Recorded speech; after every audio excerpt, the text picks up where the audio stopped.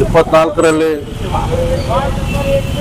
ನಡೆದ ಲೋಕಸಭಾ ಚುನಾವಣೆಯ ಬೀದರ್ ಲೋಕಸಭಾ ಚುನಾವಣಾ ಕ್ಷೇತ್ರದ ನಮ್ಮ ಅಭ್ಯರ್ಥಿಯಾಗಿರ್ತಕ್ಕಂಥ ಸನ್ಮಾನ್ಯ ಶ್ರೀ ಸಾಗರ್ ಖಂಡ್ರೆ ಅವರು ಇವತ್ತು ಐತಿಹಾಸಿಕ Again, remarkable 100% result in SSLC exam. Alamin English Medium Primary and High School Basakalyan, 19 years of excellence, free admissions are open, limited seats are available. ಐತಿಹಾಸಿಕ ಮತವನ್ನು ಪಡೆದು ಬೀದರ್ ಜಿಲ್ಲೆಯಲ್ಲಿ ಇವತ್ತು ಹೊಸ ದಾಖಲೆಯನ್ನು ನಿರ್ಮಿಸಿದ್ದಾರೆ. ಇಡೀ 543 ಲೋಕಸಭೆಯ ಸದಸ್ಯರ ಪೈಕಿ ಅತಿ ಕಿರಿಯ ವಯಸ್ಸಿನವರಾಗಿರ್ತಕ್ಕಂಥ ಸನ್ಮಾನ್ಯ ಶ್ರೀ ಸಾಗರ್ ಖಂಡ್ರೆ ಅವರು ಇವತ್ತು ಬೀದರ್ ಲೋಕಸಭಾ ಚುನಾವಣೆಯ ಮತದಾರರು ಅವರನ್ನ ಬೆಂಬಲಿಸಿ ಆಯ್ಕೆ ಮಾಡಿದ್ದಕ್ಕಾಗಿ ನಾನು ವಿಶೇಷವಾಗಿ ನಮ್ಮ ಬಸವಕಲ್ಯಾಣ ಕ್ಷೇತ್ರದ Noble English Medium Public School admissions are open. Madina English Medium Public School with Hifzul Quran admissions are open. ಎಲ್ಲ ಮತದಾರರಿಗೆ ನಾನು ಈ ಸಂದರ್ಭದಲ್ಲಿ ಅಭಿನಂದಿಸುತ್ತೇನೆ ಮತ್ತು ವಿಶೇಷವಾಗಿ ಸನ್ಮಾನ್ಯ ಶ್ರೀ ಸಾಗರ್ ಖಂಡ್ರೆ ಅವರಿಗೂ ಕೂಡ ನಾನು ಬಸವಕಲ್ಯಾಣ ಕ್ಷೇತ್ರದ ಪರವಾಗಿ ನಾನು ಅವರಿಗೆ ಅಭಿನಂದನೆಗಳನ್ನು ಹೇಳಲಿಕ್ಕೆ ಬಯಸ್ತೇನೆ.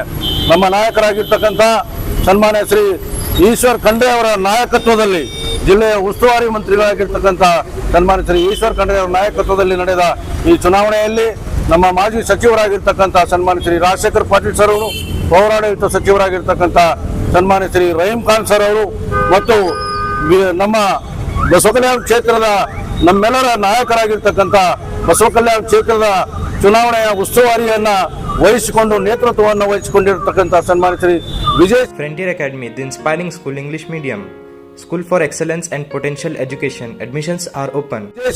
ಸಾಹೇಬರ ನೇತೃತ್ವದಲ್ಲಿ ನಡೆದ ಬಸವಕಲ್ಯಾಣದಲ್ಲಿ ನಾವು ಐತಿಹಾಸಿಕ ಮತವನ್ನು ಕೊಟ್ಟಿದ್ದೇವೆ. ಕಳೆದ ಲೋಕಸಭಾ ಚುನಾವಣೆಯಲ್ಲಿ ಸುಮಾರು 38,000 ಬಿಜೆಪಿಗೆ ಹೆಚ್ಚಿನ ಮತದಾನ ಆಗಿತ್ತು. ಆದರೆ ಇವತ್ತು ನಾವು 9,457 ಮತಗಳನ್ನ ಕಾಂಗ್ರೆಸ್ ಪಕ್ಷ ಇಲ್ಲಿ ಬಸವಕಲ್ಯಾಣ ಕ್ಷೇತ್ರದಲ್ಲಿ ಲೀಡನ್ನ ತೆಗೆದುಕೊಂಡಿದ್ದೇವೆ.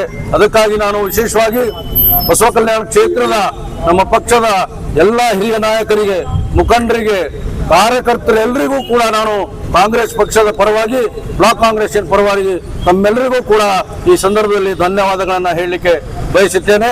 ನಮ್ಮ ಪಕ್ಷದ ಇಲ್ಲಿರ್ತಕ್ಕಂಥ ಅನೇಕ ನಮ್ಮ ಮುಖಂಡರಿದ್ದಾರೆ, ಅವರಿಗೂ ಕೂಡ ನಾನು ಈ ಸಂದರ್ಭದಲ್ಲಿ ಬಸವಕಲ್ಯಾಣದಲ್ಲಿ ನಾವು ವಿಜಯೋತ್ಸವವನ್ನು ಆಚರಣೆ ಮಾಡಬೇಕು ಅಂತ ತಿಳ್ಕೊಂಡು, ಮಳೆ ಬಂದರೂ ಸಹಿತ ಸಾಕಷ್ಟು ಸಂಖ್ಯೆಯಲ್ಲಿ ನಮ್ಮ ಕಾರ್ಯಕರ್ತರು ಸೇರಿದ್ದಾರೆ.